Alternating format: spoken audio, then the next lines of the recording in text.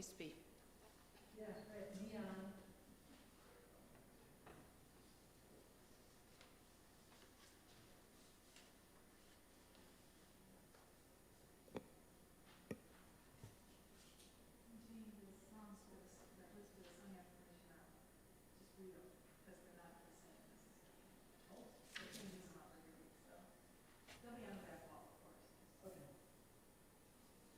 Just don't assume they're the normal ones, or the ones we have that do.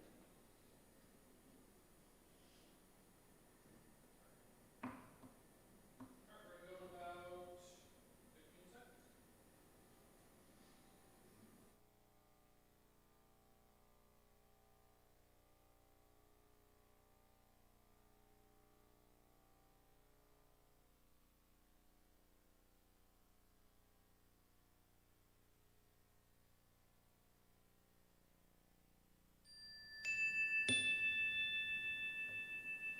Good morning. Good morning.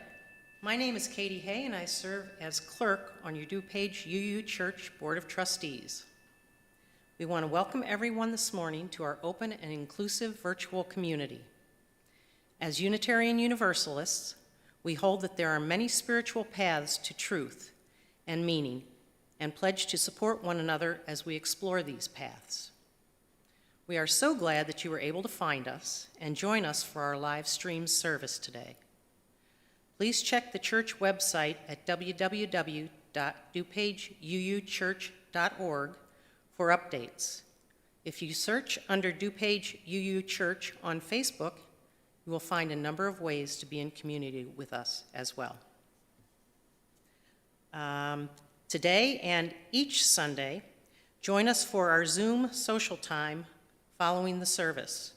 From 11:30 to 12, socialize with friends, old and new, and ponder a question from Rev Connie as we break into small groups. We hope to see you there. The Zoom link can be found on the Members tab of our website, the order of service, and in the weekly email. And also, we would love for you to join us today at noon for Science Sunday. Check the website for today's topic. Join with our YouTube link that appears in the church website homepage, the same link you used to join the service.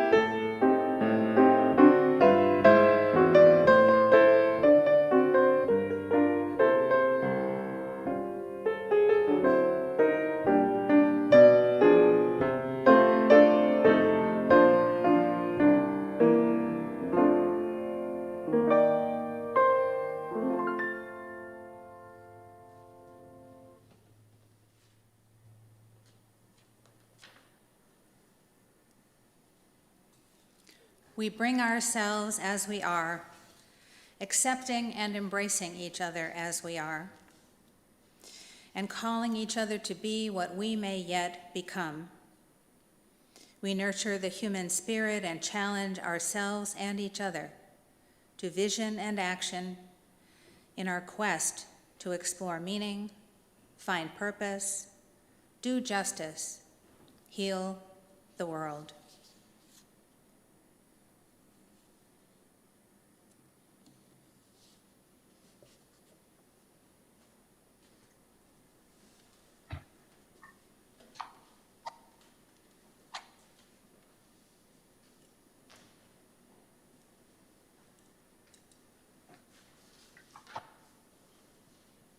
We seek our place in the world and the answers to our heart's deep questions. As we seek, may our hearts be open to unexpected answers. May the light of our chalice remind us that this is a community of warmth, of wisdom, and of welcoming to multiple truths.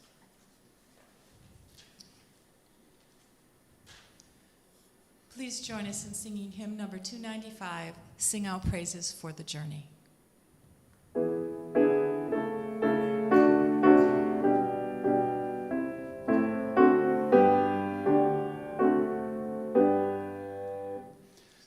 Sing out praises for the journey, pilgrims we who carry on, searchers in the soul's deep yearnings, like our forebears in their time. We seek out the Spirit's wholeness in the endless human quest. Look inside your souls, the kindling of the hearth our pilgrims knew. Find the Spirit always restless, find it in each mind and heart. Touch and hold that ancient yearning, kindling for a new-found truth. Stand we now upon the threshold, facing futures yet unknown. Far behind us, wayside hostel, built by those who knew wild roads. God, we are their sacred embers, carried in our minds and hearts.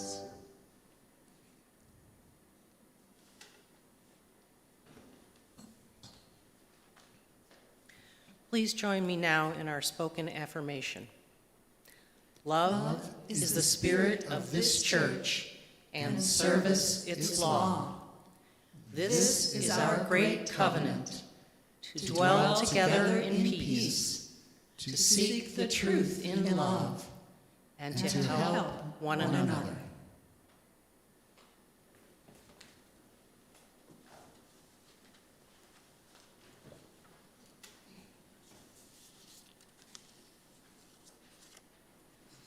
It's time to gather. This is one of my favorite stories, and I'm so glad to be able to share it with you. You may have heard this story before, but my version has just a little twist at the end.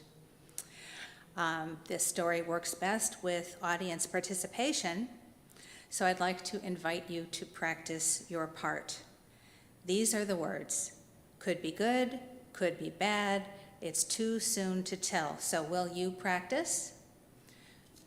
Could be good, could be bad, it's too soon to tell. I'll give you your cue as we go along. Once there was a farmer who had one son and one horse. His son and his horse were the two most important things in the world to him. One day, the farmer's horse ran off. When the neighbors heard what happened, knowing how important the farmer's horse was to him, they came to him to commiserate. "We heard your horse ran off, and we want you to know that we think that is just terrible, awful, and just plain bad." And the farmer said, "Could be good, could be bad, it's too soon to tell." The next day, the horse returned, bringing a herd of 7 wild horses with him. The neighbors came to the farmer and said, "We heard that you now have 8 horses, and we just want you to know that we think that is wonderful, fantastic, and just really good." And the farmer said, "Could be good. Could be bad. It's too soon to tell." The next day, the farmer's son tried to ride one of the wild horses. The horse threw him off, and he broke his leg. The neighbors said, "We heard your son broke his leg, and we want you to know that we think that is such a shame, a true misfortune, and just really, really bad." And the farmer said, "Could be good, could be bad. It's too soon to tell." The next day, soldiers showed up at the door to draft the farmer's son into the army. But since he had broken his leg, the son wasn't able to go off to fight. The neighbors said, "We're so happy for you. That's just really the best thing that ever happened, and that's just really, really good." And the farmer said, "Could be good, could be bad. It's too soon to tell." And that's probably not the end of the story.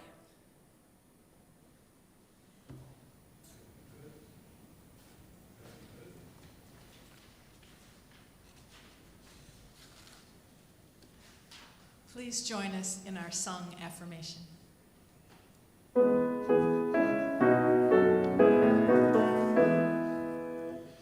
Creative love, our thanks we give, that this our world is incomplete, that struggle greets our will to live, that work awaits our hands and feet.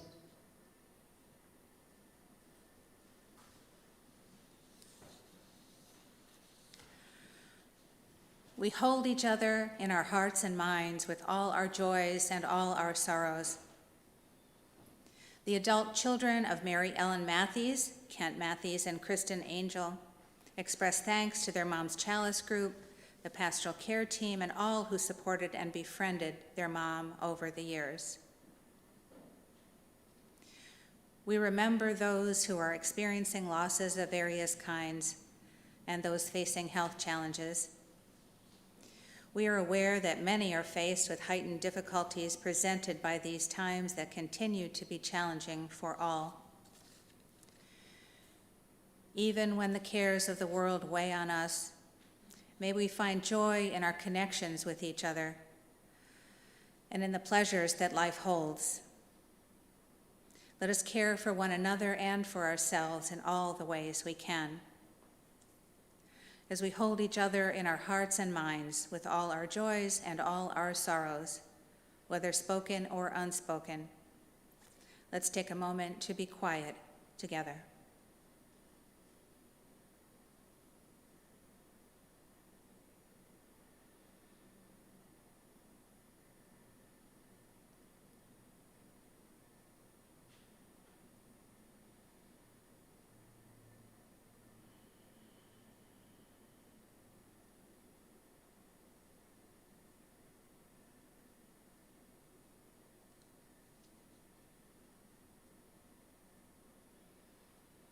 This poem by Wisława Szymborska was inspired by the experience of Holocaust survivors. It could have happened. It had to happen. It happened earlier, later, nearer, farther off. It happened, but not to you. You were saved because you were the first. You were saved because you were the last. Alone, with others, on the right, on the left, because it was raining, because of the shade, because the day was sunny. You were in luck, there was a forest. You were in luck, there were no trees. You were in luck, a rake, a hook, a beam, a break, a jam, a turn, a quarter inch, an instant. So you're still here? Still dizzy from another dodge? Close shave, reprieve? One hole in the net and you slipped through. I couldn't be more shocked or speechless. Listen, how your heart pounds inside me.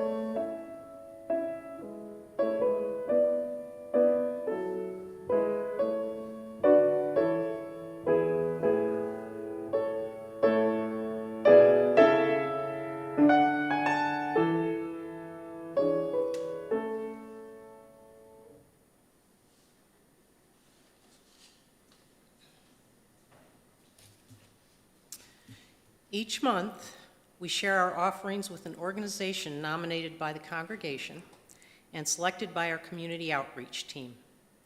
Our special collection recipient for October is the West Suburban Community Pantry.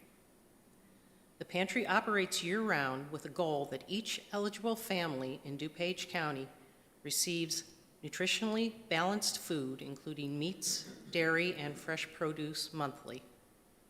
They are dedicated to providing food for the hungry, educating the donor community about the existing needs, and supporting advocacy efforts. Donations to support the work of DuPage Unitarian Universalist Church are gratefully given and received.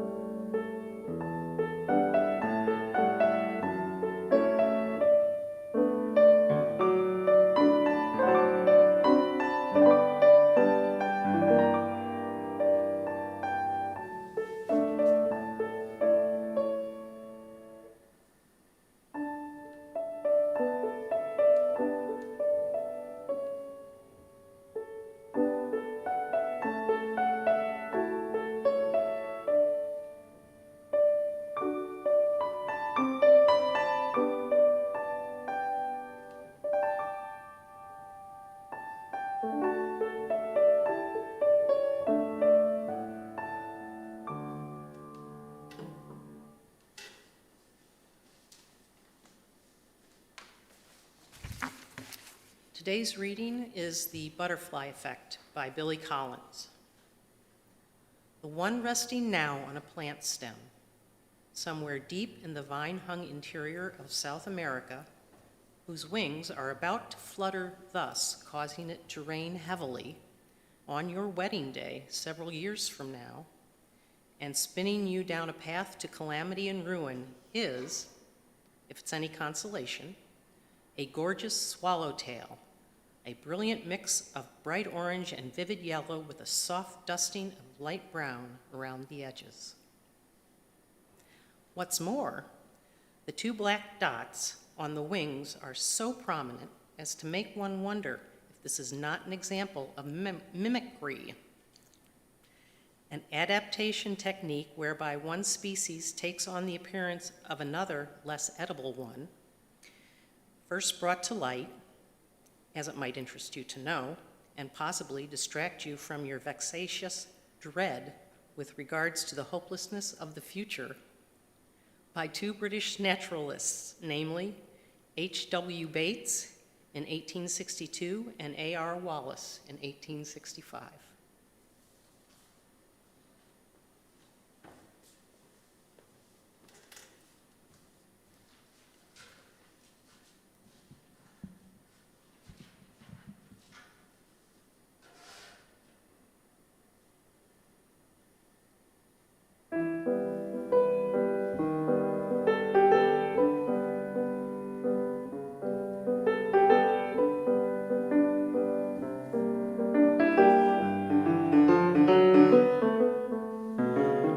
Blue skies smiling at me, nothing but blue skies do I see.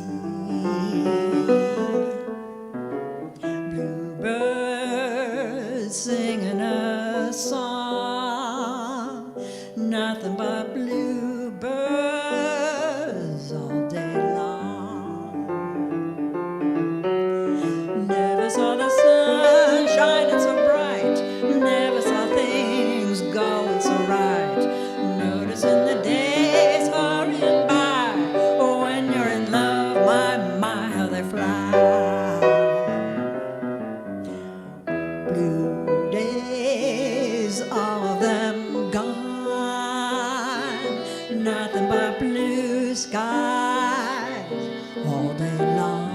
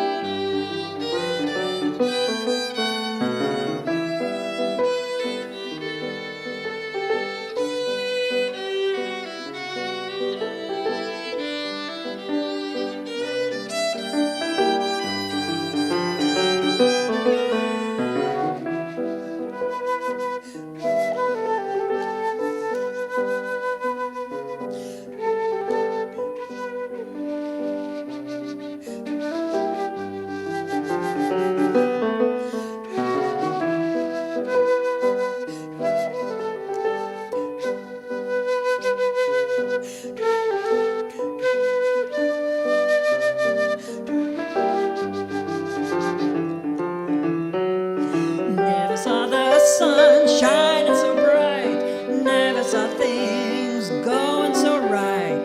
Noticing the days hurrying by, when you're in love, my, how they fly. Blue days, all of them gone, nothing but blue skies all day long.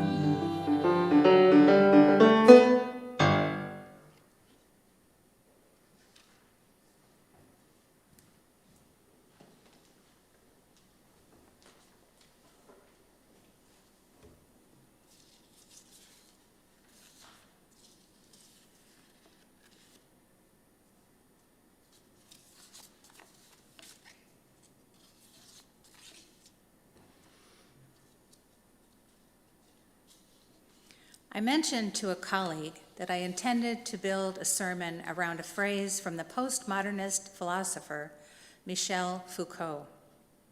My colleague said that he was impressed that I had actually read Foucault, and I told my colleague that he need not be too impressed because I had read only selected works of Foucault.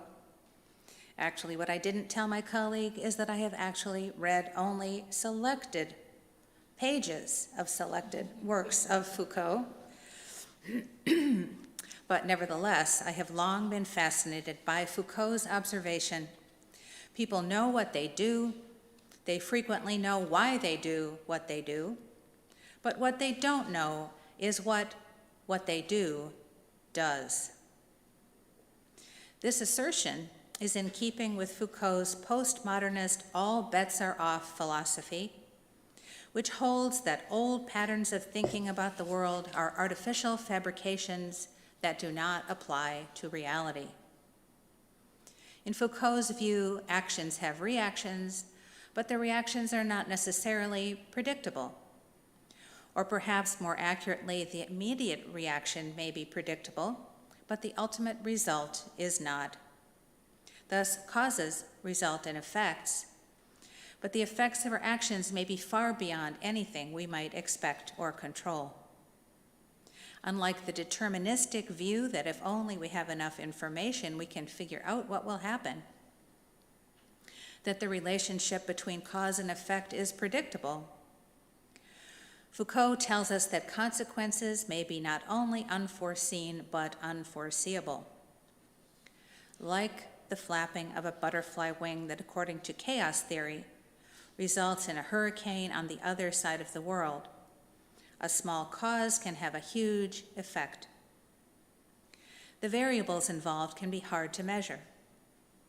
Our actions in the world may start out making ripples and end up making waves. The repercussions from the life and death of Michael Servetus illustrate this point. Born in Spain in 1511, Servetus lived at the time of the Spanish Inquisition. As a young man, Servetus wondered why, if Christianity were the one true religion, did Muslims and Jews refuse to accept it even under penalty of banishment or death?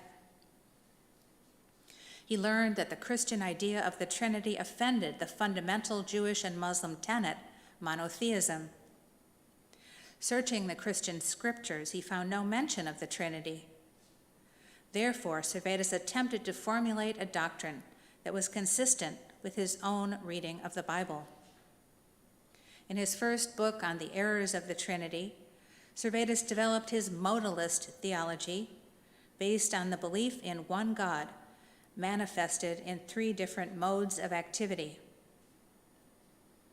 Believing that the truth of his claims would be self-evident to others, Servetus sent copies of his book to some of the leading Protestant reformers of his day and to the Bishop of Saragossa in Spain. The result was that Servetus was rejected by the Protestants and condemned by the Spanish Inquisition. He went into hiding in France for more than 10 years and wrote The Restoration of Christianity, advocating a return to the Christianity of the first century. This time, Servetus sent his manuscript to the Protestant reformer John Calvin, who had come into power in Geneva, Switzerland. At first, Calvin and Servetus corresponded, each apparently believing that he could convince the other of the error of his ways. But before long, the correspondence degenerated into name-calling and accusations. Servetus decided that it was time to publish The Restoration of Christianity for the edification of a wider audience, and had 1,000 copies printed anonymously. When the book reached John Calvin in Geneva, he quickly recognized it as the work of his heretical correspondent, and he provided evidence to the Inquisition in France. Servetus was arrested but escaped from jail. Found guilty of heresy, he was condemned to be burned at the stake. In his absence, Servetus was burned in effigy, together with as many copies of his book as could be found. The book's printer, in the meantime, ordered the burning of a supply of the books held in storage. After his escape from jail in France, Servetus traveled to Geneva, where his presence was quickly reported to Calvin, who immediately ordered Servetus arrested and imprisoned. During the trial that followed, Calvin and Servetus entered into theological debate. As historian Charles Howe describes this situation, the two men were debating not so much the doctrine of the Trinity as the relationship between God and humanity. Servetus was convinced that Calvin's doctrines of predestination, original sin, and total depravity reduced human beings to mere objects like logs and stones. Calvin was convinced that Servetus's doctrine of human divinity reduced God to the level of human sinfulness. As Howe concludes, their differences were irreconcilable. Servetus was found guilty of spreading heresies that threatened to undermine the Reformation. The sentence was pronounced on October 27, 1553, and carried out that very day. We condemn thee, Michael Servetus, to be bound and carried to the place called Champel, and there to be fastened to a post and burnt alive with thy books, both written with thy own hand and printed, till thy body be reduced to ashes, and thus thou shalt end thy days, to give an example to others who would do the like.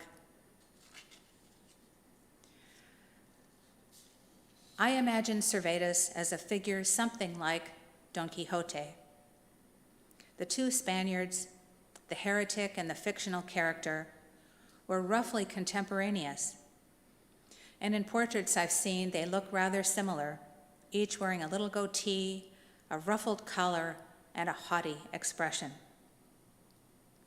Like Don Quixote tilting at windmills, Servetus attacked the established doctrine of his day, convinced that he was right, and that others would be convinced too if they would only listen. I imagine Servetus must have gone to the stake believing up until the very last second that he would win the theological debate after all, and that Calvin would relent. Perhaps he believed that his very willingness to go to the stake for his beliefs was evidence of the truth of his claims. But John Calvin did not relent. The turbulent times demanded that a challenge to the newly established orthodoxy of the Reformation must be eradicated. Servetus was bound to the stake with an iron chain. A crown of straw and leaves sprinkled with sulfur was placed on his head. His book, The Restoration of Christianity, was tied to his arm. As the torch was brought in front of his face, Servetus let out a scream, so terrifying that the spectators shrank back in horror. As the fire burned around him, Servetus cried out, "O Jesus, Son of the eternal God, have pity on me." Even at the last, Servetus did not recant. His final words held up the eternity of God, not of Jesus. Servetus's brand of anti-Trinitarian thinking and his vitriolic methods of persuasion had been generally unconvincing. Historian Earl Morse Wilbur notes that Servetus perished without having formed a school or left even a professed disciple to adopt and carry on his system. It was Servetus's scream, not his words, that had the most significant impact on the world. One observer wrote that scarcely were Servetus's ashes cold before there arose a controversy over the punishment of heretics. In reaction to the burning of Servetus, Sebastian Castellio, who had never even read the writings of Servetus, wrote a book titled Concerning Heretics, Whether They Are to Be Persecuted. Castellio wrote, "We are all heretics in the eyes of those who do not share our views. Let us be tolerant toward one another and let no one condemn another's belief." Most tellingly, Castellio wrote, "To kill a man is not to defend a doctrine. It is simply to kill a man." The historians remind us that the legacy of Michael Servetus, one that he could have neither planned nor foreseen, lies in the impetus that his death gave to the growth of religious toleration as a general policy and the spread of tolerance in religious thought as an attitude of individual minds. Servetus' legacy of toleration was one that he could have neither planned nor foreseen. Yet today, Unitarian Universalists count Servetus among our religious forebears. And the death of Servetus, more than his life, had an impact on liberal religious thinking that carries across the centuries. We never know what the ultimate results of our actions will be. The good we do or try to do may inadvertently result in evil, or what looks like a disaster may have benefits that would not come about without tragedy. So if we don't know what we do does, how in the world do we know what to do? Does it really matter what we do? Or maybe if we don't know what we do does, maybe we just shouldn't do anything at all. Religious scholar Sharon Welch provides a perspective. Welch describes what she calls the myth of social change that has motivated many activists. She says, we work for justice in the hope that conditions will be better in the future, that our work, though partial, will not be in vain, that our children, that people in the future will know more freedom, more justice, more peace. But Welch finds that this vision of evolutionary progress has come to seem unrealistic. She writes, whether society is better in the future is quite simply irrelevant. We cannot know if we will succeed, or even if we do succeed in some measure, if our gains will not be rolled back or left behind in the face of even greater challenges. How then, she asks, do we work with power and passion for social justice without the assurances of eventual victory? How then do we act? Welch suggests that the result of the awareness of the danger and unpredictability of our actions does not have to be violent cynicism or resignation. She suggests that there are cultural metaphors of energy and vitality that can come from working with obstacles, limits, ambiguity, and transience. Here Welch turns to the model of improvisational jazz music, from which we can learn how to work with limits and opportunities, possibility and ambiguity, obstacles and challenges. She describes jazz as a vitalism founded on aesthetics, on creativity, integrity, and energy in the face of societal limits, and on individual failures, limits, and mistakes. Jazz is about listening and improvisation and not about outcomes. The point is process, not product, and yet an effective process. Improvised sounds made by skilled musicians who are listening to each other and playing together creates music that embodies integrity and wholeness, and thus cause and effect join together. On one level, it might seem that it doesn't matter what we do because we don't know how things will turn out anyway. But on the contrary, it seems to me that what we do matters for the very reason that what we do is the only part of the equation that we can control. Could be good, could be bad, it's too soon to tell. Discouraging, frustrating, disheartening. Actually, I find it freeing. If we cannot know what we do does, it becomes more important, not less important, that we do all we can to make the world a better place.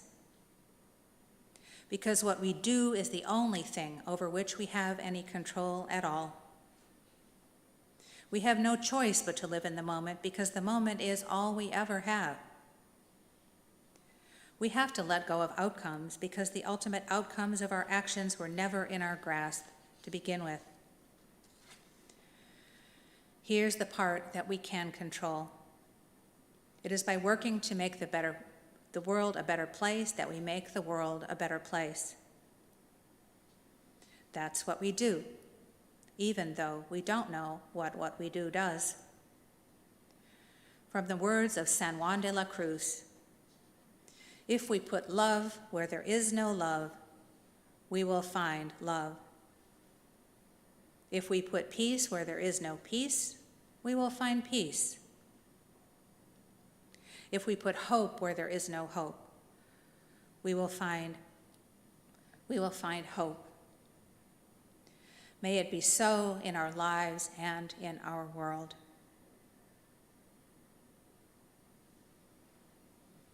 Our closing hymn is number 158, Praise the Source of Faith and Learning.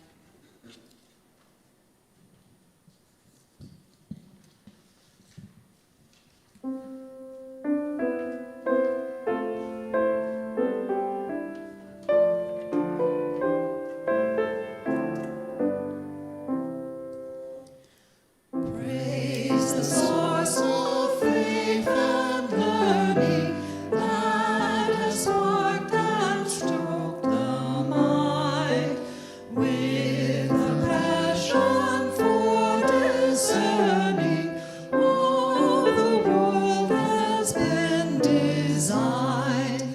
Let the sense of wonder flowing from the wonders we survey keep our faith forever growing and renew our need to pray. Source of wisdom, we acknowledge that our science and our art and the breadth of human knowledge only partial truth impart. Far beyond our calculation lies a depth we cannot sound, where a purpose of creation and the knowledge of life are found. May our faith redeem the blunder of believing that our thought has displaced the grounds for wonder which the ancient prophets taught. May our learning curb the error which unthinking faith can breed, lest they justify some terror with an antiquated creed. Praiseful minds to probe the heavens, praiseful strength to breathe the air, praise for all that duty levens, praise for silence, music, prayer, praise for justice and compassion, and for strangers, neighbors, friends, praise for hearts and lips to fashion, praise for love that never ends.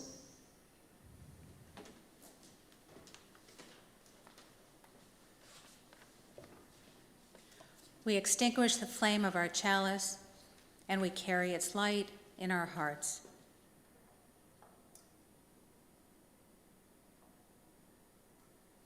May we live our lives fully and creatively so that we may be a blessing to ourselves, to each other, and to all those whose lives we touch.